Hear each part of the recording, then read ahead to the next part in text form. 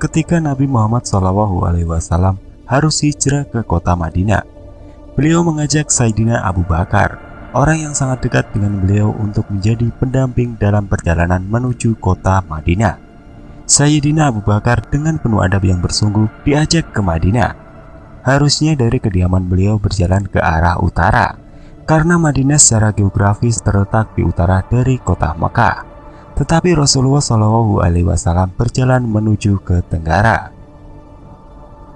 Sayyidina Abu Bakar tidak bertanya, beliau ikut saja apa yang dibuat oleh Rasulullah, karena di hati beliau ada cinta dan percaya, dan sesuatu yang tidak lagi perlu ditawar-menawar.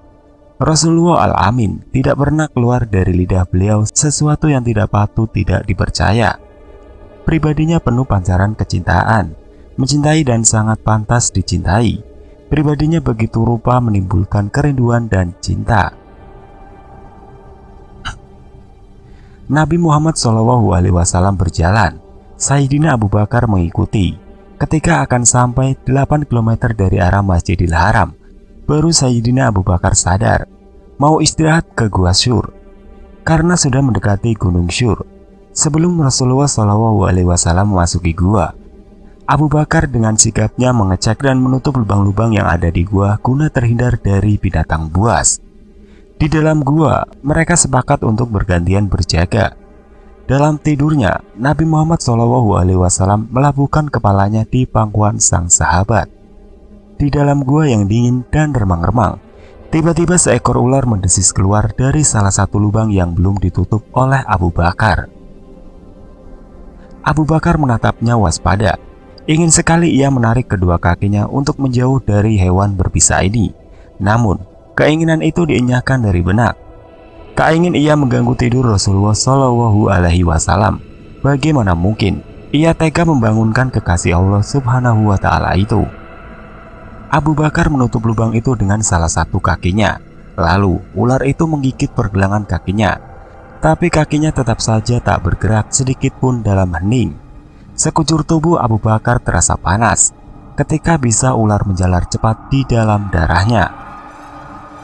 Abu Bakar tak kuasa menahan isak tangis ketika rasa sakit itu tak tertahankan lagi. Tanpa sengaja, air matanya menetes mengenai pipi Rasulullah SAW yang tengah berbaring. Rasulullah SAW terbangun dan berkata, "Wahai hamba Allah, apakah engkau menangis karena menyesal mengikuti perjalanan ini?"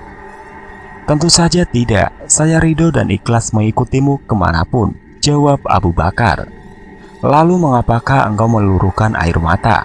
Dengan bersahaja, Rasulullah SAW bertanya, "Seekor ular baru saja menggigit saya, wahai Rasulullah SAW, dan bisanya menjalar begitu cepat ke dalam tubuhku."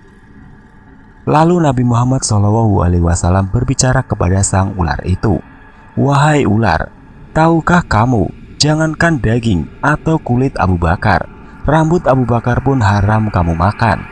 Dialog Rasulullah dengan sang ular itu didengar pula oleh Abu Bakar As-Siddiq berkat mujizat beliau. "Ya, hamba mengerti ya Rasulullah.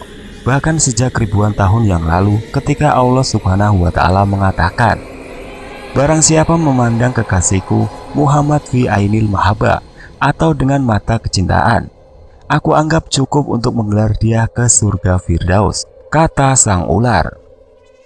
"Ya Rob, beri aku kesempatan yang begitu cemerlang dan indah. Aku ingin memandang wajah kekasihmu fi ainil mahabbah," lanjut sang ular. Apa kata Allah Subhanahu wa Ta'ala, Tuhan semesta alam? "Silakan pergi ke Gua Sur, tunggu di sana. Kekasihku akan datang pada waktunya," jawab Allah Subhanahu wa Ta'ala. "Ribuan tahun aku menunggu di sini. Aku digodok oleh kerinduan untuk berjumpa engkau Muhammad. Tapi sekarang ditutup oleh kaki Abu Bakar, maka aku gigitlah dia. Aku tidak ada urusan dengan Abu Bakar. Aku ingin ketemu engkau, wahai Rasulullah," jawab sang ular dari Gua Sur. "Lihatlah ini, lihatlah wajahku," kata Rasulullah SAW. Dan sang ular dari Gua Sur pun memandang wajah Nabi Muhammad SAW, kekasih Tuhan semesta alam, penuh dengan rasa cinta dan rindu yang mendalam. Selanjutnya, tanpa menunggu waktu, Dengan penuh kasih sayang, Rasulullah meraih pergelangan kaki Abu Bakar dengan mengagungkan nama Allah Subhanahu wa Ta'ala, Sang Pencipta alam semesta. Nabi Muhammad SAW mengusap bekas gigitan itu dengan ludahnya. Maha suci Allah. Seketika rasa sakit itu hilang tak berbekas. Gua Sur kembali ditelan senyap. Kini giliran Abu Bakar yang beristirahat dan Rasulullah SAW berjaga. Dan Abu Bakar menggeleng kuat-kuat ketika Nabi Muhammad SAW menawarkan pangkuannya untuk beristirahat. Tak akan rela dirinya membebani pangkuan penuh berkah itu.